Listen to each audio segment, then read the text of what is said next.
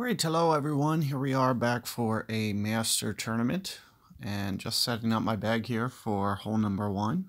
And we're pretty much going to stick with Apocalypse for this one if you have that option, especially with it being the longest club that especially at a level 5, 6, or 7. That's definitely the way that you're going to want to go, as opposed to Thor. However, you can use the Thor with a lot of topspin on this hole as a substitute, and probably can get it to a relatively similar spot. But let's take a look here, and I'm going to switch my bag real quick.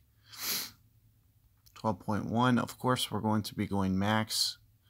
So I'm kind of thinking here, and plus with the overpower, you're going to see that I'm going to use plus 5.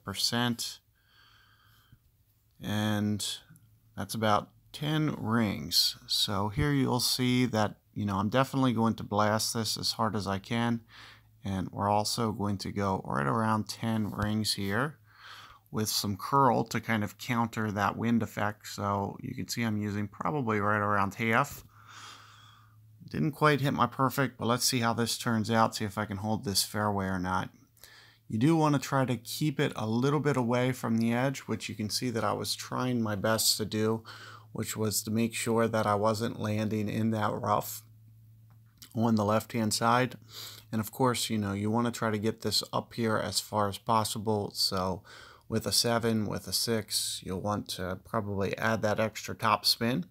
As long as you can create a nice angle to kind of counter the wind effect, you should be able to stay out of that right rough no matter what.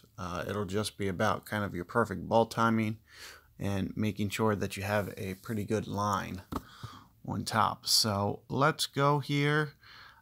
We're going to be probably pretty close to in between clubs here. So I'm not really sure how this next one's going to work out.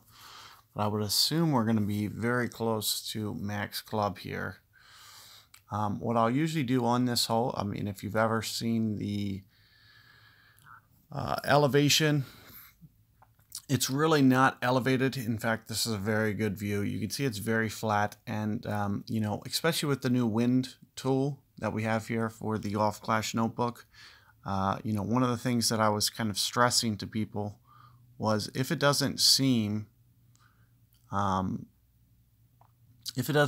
obviously uphill, then we're not going to use it. One thing that you will notice is I'll be pulling towards this max club. So since I'm pulling towards max, I'm pretty much going to use the max number. I'm also going to try to keep the backspin off since I am going into the wind. So you will see me very, very close to this max number here. So I'm thinking somewhere towards 17, 16 and a half, 17 rings. Very close to the max number. And let's see how this works out.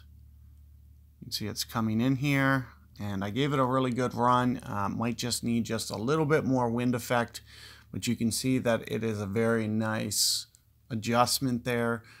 It gives you a really good chance if you can roll onto the green. You'll just have to be able to be a very good wind effect player. So you'll just have to really be able to kind of offset that guide and let that wind effect just pull the ball back. And if you can visualize that very well, you'll give yourself a very good chance here for Albatross to start off. One of the things that you'll see with this green is it kind of has like a little funnel towards the hole. Now it doesn't always funnel like exactly at the hole, but it does kind of release down a hill towards the hole. But it is very challenging to get this one. But, you will be able to, and here you can see kind of how it is kind of rolling down right towards the hole. That's kind of what I'm mentioning. It doesn't always like feed right at the hole, but with good wind effect and all things considered, you should be able to give yourself a really nice chance there. So good luck with that hole, guys, and I will see you guys momentarily for hole 2.